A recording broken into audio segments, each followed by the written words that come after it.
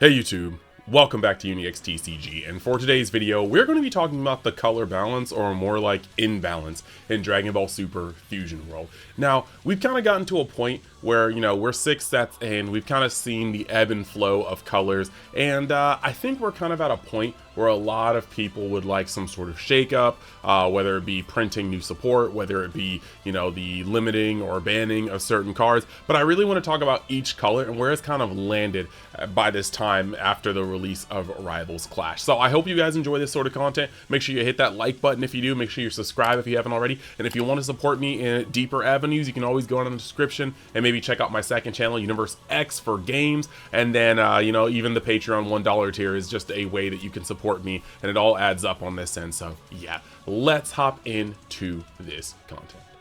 So I don't think it takes a genius to see that one of the issues with set 6 is that the best 2 colors in set 5 are still the best 2 colors in set 6, and on top of that, that's exacerbated by the fact that 2 of the decks that reign supreme are the exact same decks that are still at the top of the table. And so when you have those 2 colors, you have blue with the reigning king Haloku, and then the prince, pun intended, Vegeta Mini. And we'll talk about that later, because some people have been kind of giving some Vegeta Mini slander, and I think it's like both warranted and not warranted, but we'll get into that a little later in the video. But then you also, on the yellow side, have Majin Buu, and he was dominant last format. He's still a great deck this format. And now you actually have the new coming prince, which is, funnily enough, another Vegeta, and it is, yes, SSB Vegeta in yellow.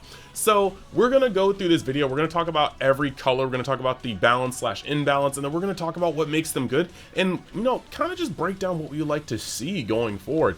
Now, when it comes to red, before even talking about a leader, we are going to talk about this SCR, because this SCR is almost holding red's entirety on its back.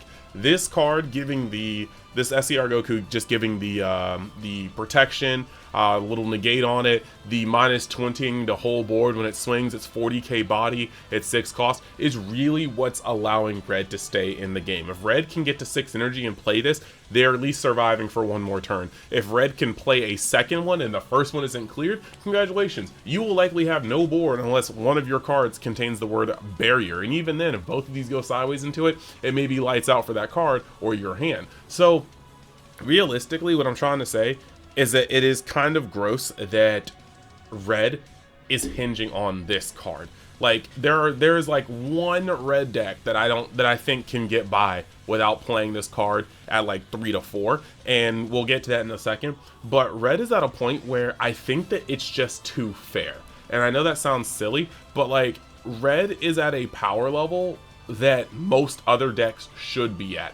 But between resource cheating in green, in blue, between and actually even yellow, you're playing extra bodies, between untapping energy, red is officially just not doing enough to feel like it's staying in the game. Everything red does, you feel every energy you tap. You feel when a card costs more than 4 energy.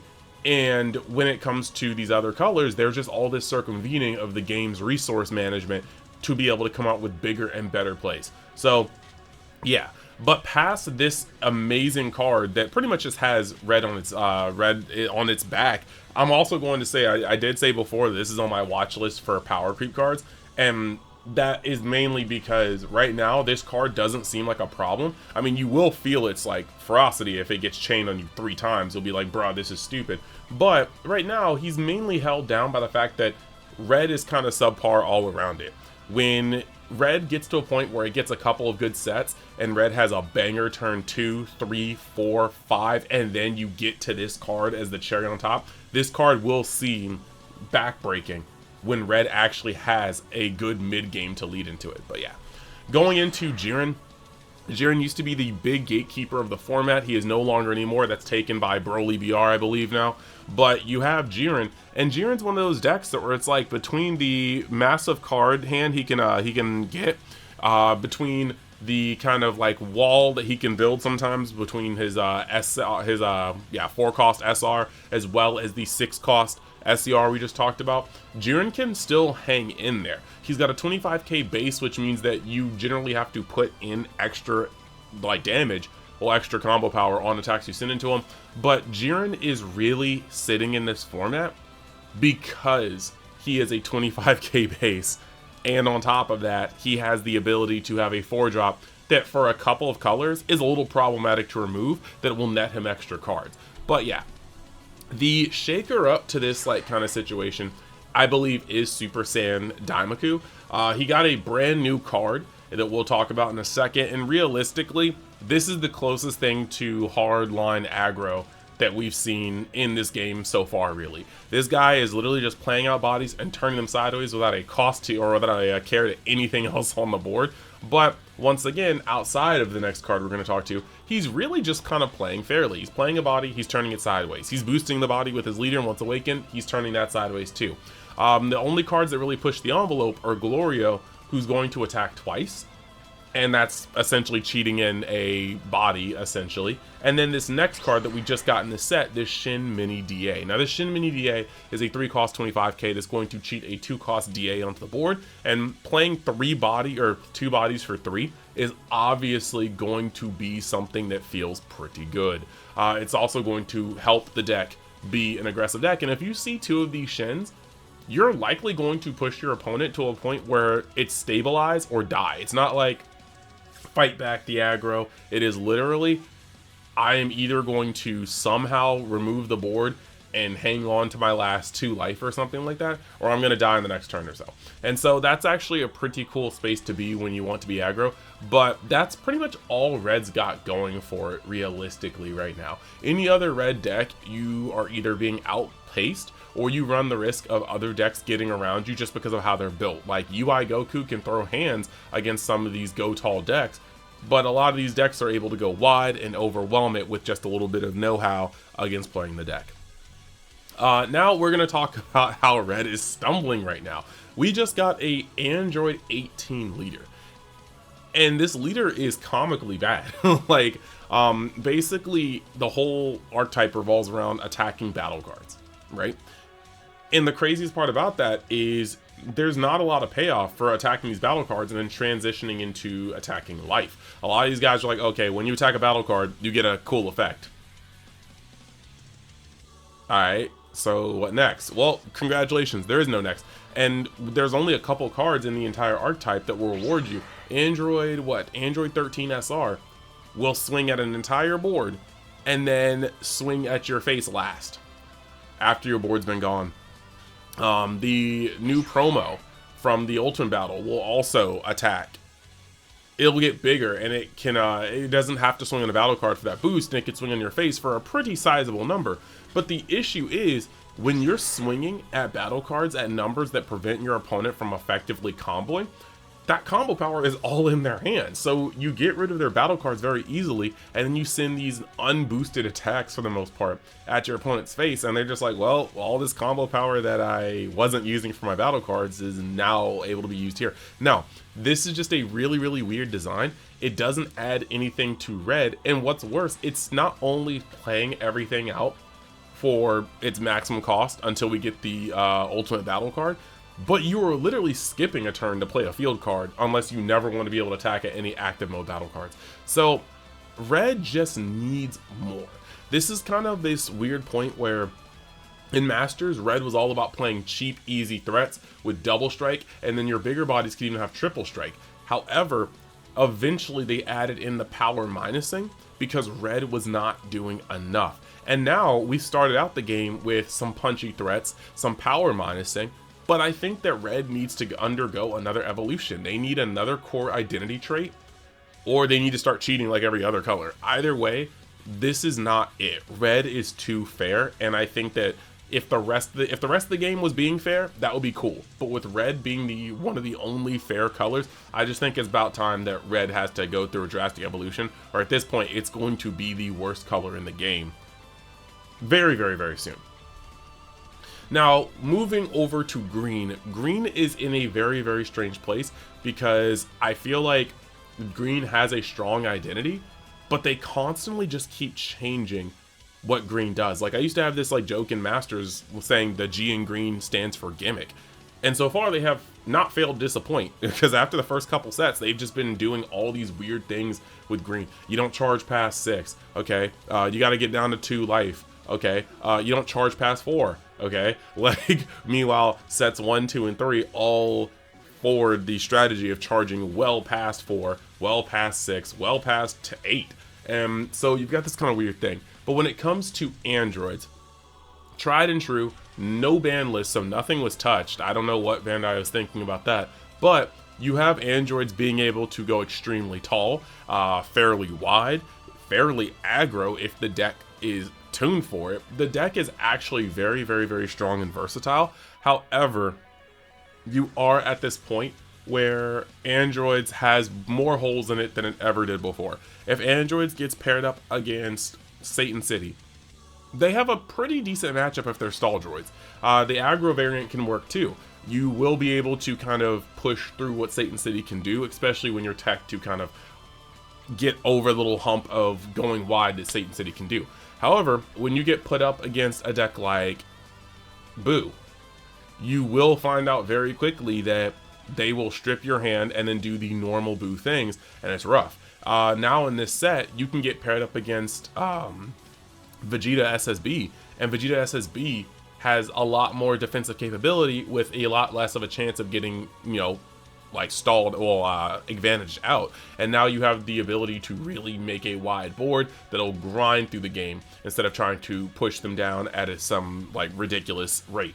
But it also has matchups like Jiren, where if they're not taking warm greetings, sometimes Jiren can set up a board that the androids cannot break through. If you're playing against Namaku 2 with the new Shin, they can amass a board that is so wide that you were on death's door when you thought you should be stabilizing. And so there's just a lot of holes in the androids, but it's still a very, very strong deck. Now we have the new Broly deck that is a gatekeeper. And this gatekeeper is, when I say a gatekeeper, I mean a deck in the format where if you cannot beat it, you just run the risk of entering any event you go to and just having a loss or 2 on your record. And it goes down from there, because the way Broly BR works is it's a very, very strong deck. But I truly believe that if your deck is teched out to beat this deck, you should not be losing to this deck. I play every blue deck right now that I'm rolling with, outside of Halo Ku, because Halo Ku works a little differently. I put 4 Absolute Lightnings in, 4 Jirens, 3 Zenos. With that being said, you are able to generally, by the time they play their first, even if it's on curve, they're going second, they find the Nappa, you should be able to Jiren the Chilai, Absolute Lightning the Broly. Following turn, you should be able to follow that up again, as long as you see another Absolute Lightning, because peel off into Jiren, Jiren the Chilai, Absolute Lightning the 8-drop. By the next turn, if they establish a third chain with no Chilai, you were able to hit them with a Zeno and get rid of their board again. So yes, I think that like most blue decks should be able to do that. Black decks have Absolute Sparking, yellow decks have Hell Rakshasa. There's a lot of things that kind of get in the way of this deck. And that being said though, if you can't beat this deck, it is a wrecking ball, and certain decks are not quite capable. Plenty of decks are not quite capable of doing it, even with tech in there. Red has surprisingly few cards that it can actually tech in, and even when you put in cards like Jiren, they're not always the end-all be-alls of the deck. Jiren, the leader, will capitalize most off that because he'll build the hand off of it as well, but for other leaders, it may not be enough. You still might actually get attacked over at some cases. But when it comes to this leader, it's kind of funny because if you can't reliably beat it, you will put yourself in a position where you could be 4-0 in an 8-round tournament and then find the 1-4-0 Broly, lose to it. And then now you're potentially in the realm for all the Brolys that have gone 3-1 or were just 2-1 and just won a third one, things like that. And then if you lose to that one, now you're in the X2 bracket, which could be full of Brolys. And cascades. That's literally what gets knocked down into the rogue bracket. You are going to have a not great time if you can beat this deck. So every deck will have to tech around it or run that risk. And that means that this deck is a meta warping deck, even if it isn't what I would consider the top of tier 1. So yeah, you gotta be weird about that. But Broly operates in a way that other green decks don't operate. he is online on turn 4, but he's missing half the support of green, which requires you to be at 6 or more energy, things like that. So realistically, once again, green is going into another direction. But speaking of another direction, you also have Namaku from last set, a leader that requires you to be at 2 life for his best effects to go off, a leader that requires know-how, just like the Broly we were just talking about, to be able to beat in a solid amount of time. This is going to be a deck that is constantly a knowledge check, how you dance around that 3rd life, all these things, and it's just kind of a weird space because while green has its identity, and it definitely has decks that can function in the format, they're all vastly different, and you have to understand how to play against each and every one, which actually, to be honest, I think I like the most. I really do like the fact that these 3 decks play differently, require knowledge of the format and of their techs, but are all beatable, but all have ways to just kind of press into victory. I think Broly's the most rigid one, but Broly's also the most asinine one where you could just lose to lose, but yeah. Now, moving on to black. Black is also in a weird space because a lot of black decks work similarly, and the one that doesn't, you feel it really bad. But at the same time, the best black deck right now, in my opinion, is Gogeta. And the reason why, I think, is because with Broly, cats, can y'all stop this? Thank you. With Broly being a deck that you need to make sure that you can out, a good strategy for Broly is keeping your life up high and then running the defensive options and removal necessary to defend yourself from these huge strikes and make sure that they don't stick to the board afterwards. Well, Gogeta is a deck in that sense where you don't really care about awakening early. Your deck gets better the more energy you have. So keeping your life up high, fairly easy thing to do because it's what you want to do. And on top of that, once you actually stay up high, you have quite a few cards that the energy marker being always present in this deck on your field is going to help. The first of which being this Trunks GT. His Trunks GT is going to protect your board, or everything but himself, or everything but Trunks GTs, from removal, as long as you have the energy marker. Gogeta will always keep the energy marker, and this card is easily playable. He's a self-awakener if you do want to push yourself down to 4 to make sure you're online for your energy marker, but he's basically going to stop you from getting Wrath. He's going to stop you from getting Zeno'd fully until they have enough energy to play things around the Zeno. There's a lot of good things that this card is able to do, but Gogeta is able to keep him online the easiest. Speaking of a card that's also able to be kept online easiest by Gogeta, you have Ultimate Sparking. And Ultimate Sparking is a great card. It's able to force your opponent to sequence differently, but most importantly, it's going to allow you to never get caught lacking by Broly. You're always going to be able to use the energy marker, play this, get out of the leader swing, and then stun whatever Broly was played off of the leader effect, making this an auto pretty much slide through the matchup, especially being able to be recycled by Hercule as well. You're able to do quite a few things defensively against Broly, but this works pretty well against a lot of other good cards here, and it forces your opponent to sequence oddly. So yeah, I think that Gogeta is like there, but when you come to other black decks, they all kind of operate, I'm not gonna say like bootleg Gogetas, but they're just like Gogeta without the access to the energy marker. They may have other cool effects like a scry and plus 5k, being able to use the energy marker to boost other people up, but for the most part, what you're doing is playing a less effective Gogeta. Now, another black deck that's going to be able to ball, but sometimes doesn't have the same energy marker manipulation is Baby. Super Baby 2 kind of exists in its own plane, being able to be played as aggro, being able to play as mid-range, being able to recycle cards, generate the energy marker off of Bola, off of Dr. Mew if you want to use it, off of the secret rare, and being able to run the tech that involves the energy marker. I do think that Baby has legs. I just think that Gogeta is safer and takes out some of the RNG and the combo pieces needing to be seen. But an example of what not to do for me is King Piccolo. I love this art, I love this leader, I really, really, really love this card. However, the issue for me is that when you've built three full sets of, yeah, set 3, set 4, set 5, set 6, I guess that's 4, right? Yeah, when you build 4 full sets, I guess 3, it is 3, sorry guys, When you build 3 full sets of black sands, when you just paradigm shift into black Demon Clan, you need to make sure that you come clean with it. These cards have no support for the past 3 sets, which means you need to make sure that they are powerful enough to stand alone. And Bandai did not make them powerful enough to stand alone. If you were playing this game with this deck, you constantly have to run previous support that doesn't even synergize with the new support. And that is very, very, very, very, very problematic. They've done this so many times before.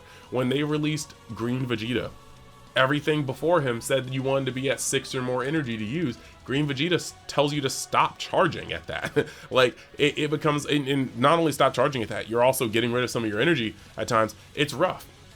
Gohan got released, and all the blue cards were asking you to be at 7 or less cards in hand.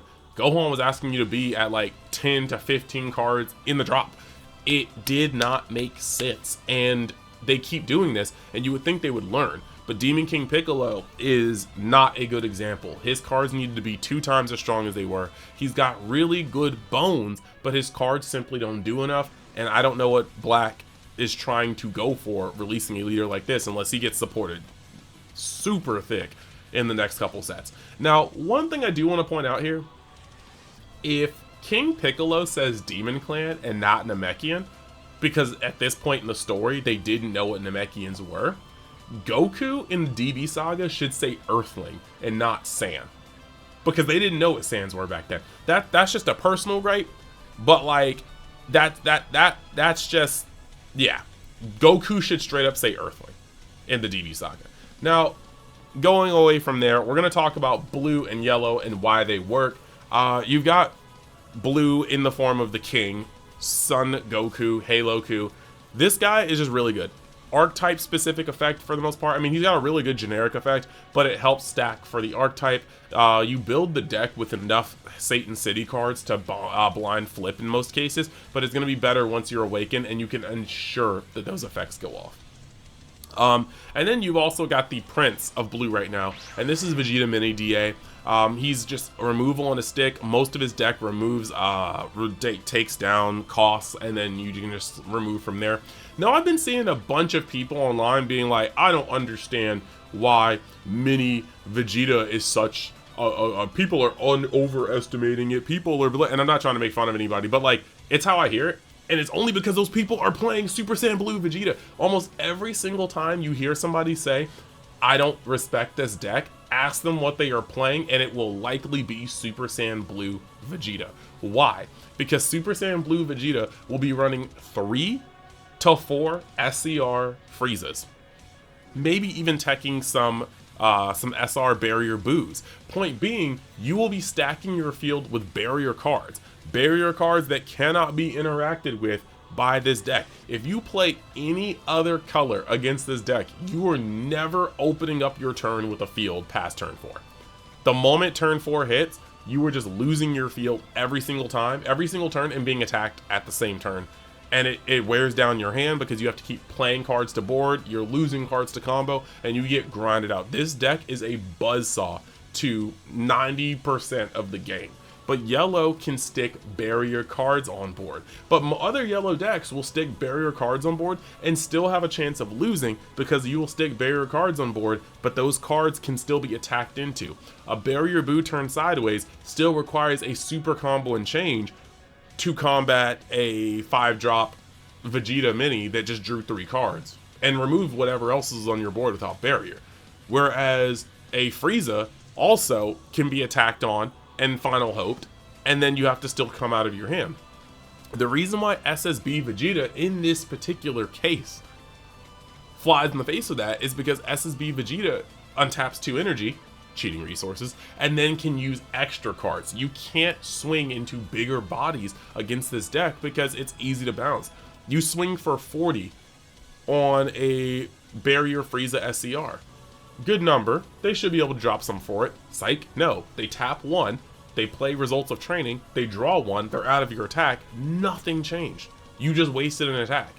Their hand is the exact same. They will probably pick that result of training up next turn. So yeah, I don't want to hear that this deck is underestimated. This deck rips through almost every other color in the format, slightly has trouble versus yellow, definitely has a losing matchup versus SSB Vegeta in specific. And that is more than enough to put it in the top tier of playability. Now, rant over from that, talking about why blue works. Pilaf. Pilaf was not banned, and Pilaf is a card that'll be able to get 1 cost Earthlings back, allowing him to recycle so many cards, both in archetype for people and not in archetype for people.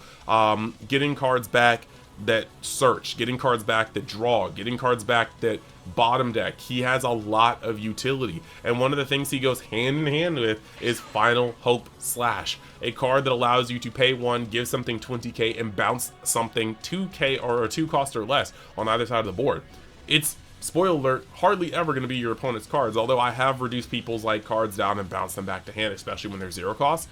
But using Final Hope Slash, get on something, and then getting the peel off you just used back to your hand with it allows you to make sure your peel off is never there to get bottom decked, never there to get just messed with, you know, usable the following turn, maybe even that turn, depending on how much energy you have up. It's a very, very strong loop, and it's just 1 more card in Pilaf's toolbox. But speaking of Pilaf's toolbox, we just got Zamasu 1-drop from set 1 reprinted as an Earthling. This is Jiren. Jiren does the same effect. He's a 10k combo power, 5k power, bottom decks a 1 cost or less. In a deck like Majin, Mini Vegeta, you're going to be reducing everything left and right, so this card becomes straight removal. He's recyclable by Pilaf, just 1 more card in the Pilaf engine. So you have these 3 cards, Pilaf, Final Hope, Jiren, now staples, a 4-2-4 staple in pretty much any blue deck but Halo Q. And that's going to be something that, you know, it stands on. Blue has the skeleton to be able to almost carry any leader you play into it. Speaking of carry cards, you've got Zeno. If the game gets too out of hand, you can count on this boy to reset the board, taking field cards, battle cards, and he's going to be able to equalize the game and reset it. And congratulations, a lot of decks have to build their momentum into the late game. Blue is one of the 2 decks in the game that starts playing its bombs fairly late. And when you reset the board with Zeno and then start playing your bombs while your opponent has to re-amass their advantage, you generally can take control of the game from there. And guess what? If you don't, you can always Zeno again. So it's just a very, very strong package. Now, Blue definitely just got a major upgrade, and that is this secret rare. And once again, I'm just gonna nitpick. If Piccolo says Demon Clan, this card should say Earthling. But it is a 5k double striker. Right then and there, that should let you just tell you all you need to know. 5k, 35k, or sorry, 5 cost 35k double striker. That's basic stat lines, but it's the effect that doubles the effect of a allows you to play again the effect of a 2 or less costing extra, which makes him dangerous. This guy, we already were running Pilaf, we already were running Final Hope, and now this card. By the time a blue deck is ready to double strike you for game, chances are they are on 7 or 8 energy, maybe even 9, which means they will have the ability to play Pilaf, get back Final Hope, Pilaf, get back a 10k, Pilaf, or get back another Pilaf, Pilaf, get back another thing, and you have this. If you open up a turn, if your opponent's at 2 life, and you open up a turn with this card and 2 Pilafs in hand and 2 Final Hopes in trash, your opponent's just screwed.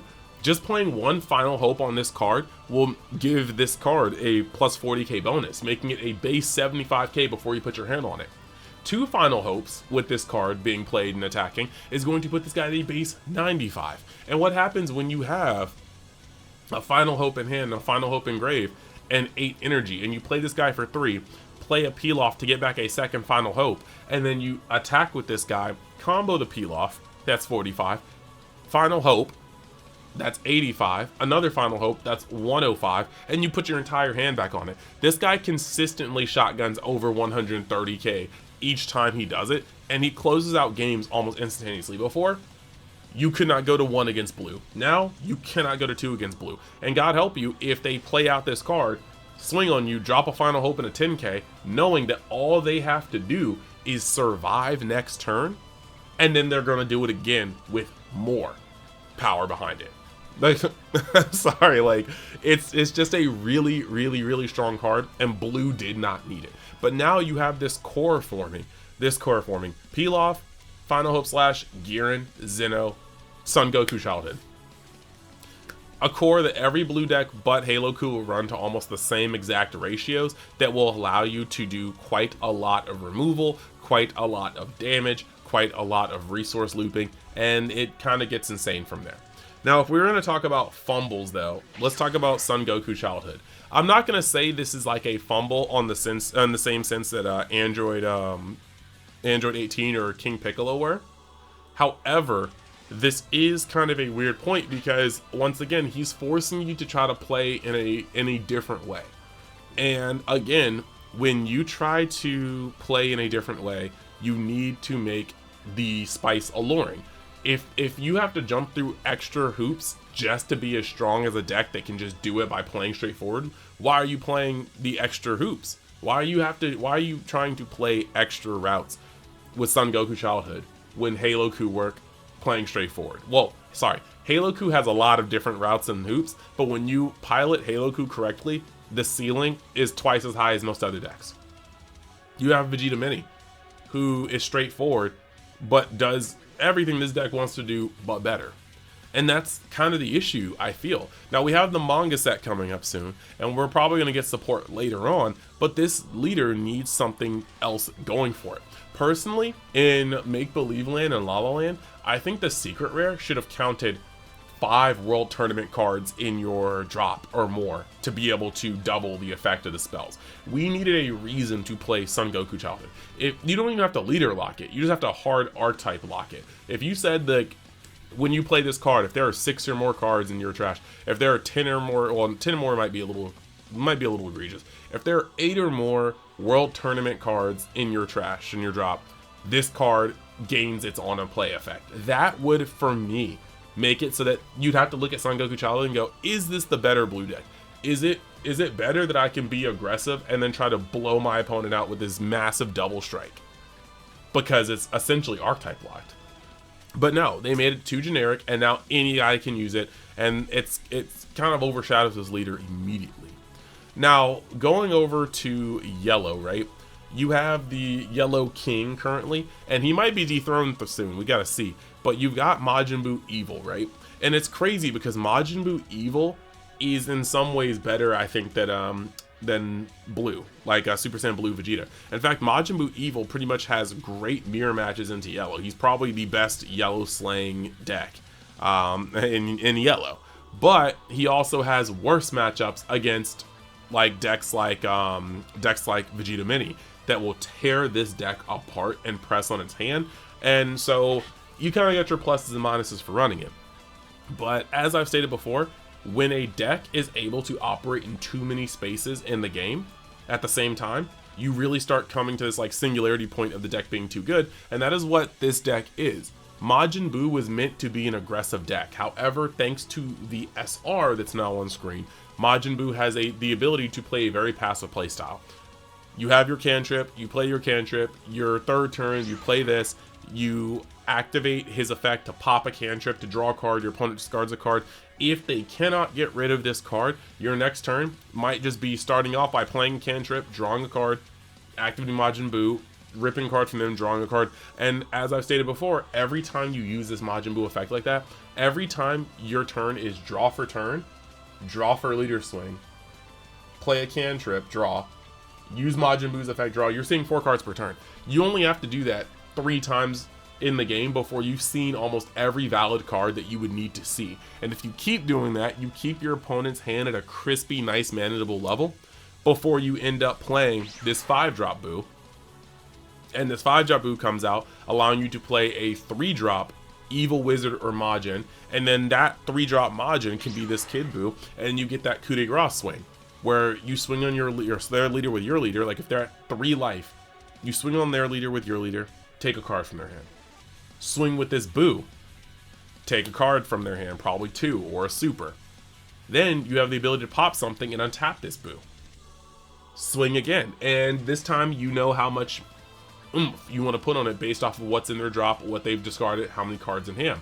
The moment they drop to 2, bam, all in on the shotgun. However, you also have this extender, Bobbity, yeah, and Bobbity is going to be able to be played off of that 5-cost Buu. He's going to be able to do crazy things. You play the 5-cost Buu, you play this Bobbity, you play the 3-cost Buu, you swing with your leader, you draw a card, you know, you get a card out of their hand, you swing with 30k Buu, you get a super combo or 2 cards out of their hand, you pop this Bibbity or this Bobbity with the Buu, untap the 30k, untap your leader. Now you can swing with your leader and put a 10k on it and see what they drop. You know, you can swing with a 30k first and see what they drop. If they still don't drop down to 2 life, swing with your leader and put as much combo power as you need to prepare yourself for the shotgun. It has a nasty passive playstyle until it wants to switch the flip the switch to an aggro and then close you out. Meanwhile, moving over to Vegeta, which is the new spice because of the card that it's gained and the way the format has shifted, you have his classic ability of cheating resources by untapping energy. But the main things that have changed is that Hell Rakshasa is a very, very good card against Broly, so he easily can clear the benchmark deck of the format, the gatekeeper of the format, which is Broly BR. But just like Sparking, Ultimate Sparking, this card works very well against other decks, forcing you to sequence incorrectly in order to get your cards able to be swinging the way you want them to. Now, you really do have to worry about the main card this deck got, which is Results of Training. Having a Gallic Gun in a deck that revolves around using extra cards to defend yourself is immaculate, because the original way to beat down SSB Vegeta was to run out of his resources. Attack, attack, attack, attack, attack. Don't put combo on anything because they can easily out combo you, but just press them. Don't start putting pressure on your cards like extra combo power until they're at like 6 cards in hand, because then you know if they have to use an extra card plus another card, they're really going to be hurting. But now that same strategy does not work. You swing for 30 on their leader and they play Results of Training, their hand doesn't go down. You did not waste advantage. And this card can be picked up again. So this card is able to just really allow them this like almost inexhaustible gas tank, and it can get worse and worse the later the game goes on. Of course, it's also due to this card, this 1-drop Bulma that says switch this card to rest mode, add a 1 yellow extra card with the cost of 2 or less from your drop to your hand. This is really making the deck even stronger. You were able to constantly get these Results of Trainings back, and depending on the deck, like if you're a black deck or an opposing yellow deck or a green deck and they have a 3-cost Vegeta on board, it can be very hard to get this card off the board without attacking on it. And sometimes that's like the worst possible thing that can happen, getting trapped around this card, because they have these guys on board. They can start recycling 2 Results of Training at a time, and then you have to decide, do I send my attacks on a Bulma or the things that are actually beating my face in? And you get in this like kind of pincer tactic. The answer is either one kind of sucks. If you attack the Bulma, you didn't do anything that they cared about, and depending on how you come at them, you may be catching a time rewound if they play it. However, if you swing on their bigger threats, well, the Bulma's just grabbed back Results of Training, so like congratulations, you played yourself. But it gets to be very, very whack. Now, cards that make yellow work in general, first and foremost, you got this Frieza. SCR Frieza, we thought it was going to be God mode when it came out. It was secret God mode. Yellow is in a better position this format, but yellow decks that aren't Buu are also cropping up more and more, and those have the space to play 3, sometimes 4 of this card. Barrier is a card that's going to be able to combat yellow just extraordinarily. It combats any color, but yellow has a really hard time with it, because even cards that yellow couldn't destroy, yellow could normally tap down and lock. You can't lock this card because you can't target it. On top of that, he's getting rid of almost anything that you play through even cards like 3-cost Vegeta.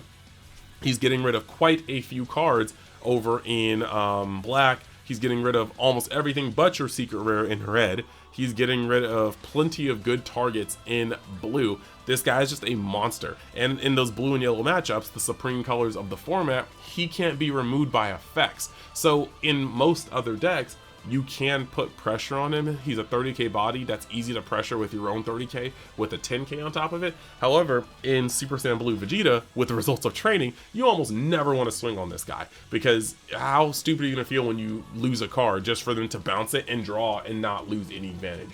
It's pretty terrible. But yeah, you are going to move over to this Goku, who's able to lock something when he plays and then lock something when he attacks. He's also a 10k. This guy is just staple because he fits almost every valid niche that a yellow deck would want. You've got energy absorption and fierce hyper beam, which are just going to be 1 cost extra cards that lock things down. Both of them can provide a draw when conditions are met, or not when conditions are met for fierce hyper beam, but I guess the condition would have to be that things already tapped, you know, otherwise it's just a cantrip and it does nothing. Final explosion is able to not only blow up 2 4 costs, but it's going to also be able to tap down plenty of combo power that your opponent was maybe banking on being able to combo with after playing them for their on-play effects. And then lastly, you have the Vegeta 3-drop, which is going to prevent your cards being KO'd via, you know, effects, which is going to be great against black, great against yellow, great against green, pretty decent against even red. And so yeah, yellow's just at this point where it's like if you have blue at the critical mass of just all these good cards building this frame for the color, yellow's like right here for me in the same thing. Like, yellow is able to have so many good staples that almost any yellow deck can be played to some sort of efficiency right now. Same with blue, like bar like 1 or 2 decks for each color, they're all up there to a certain degree because of how strong the color is as a whole. And therein lies my issue.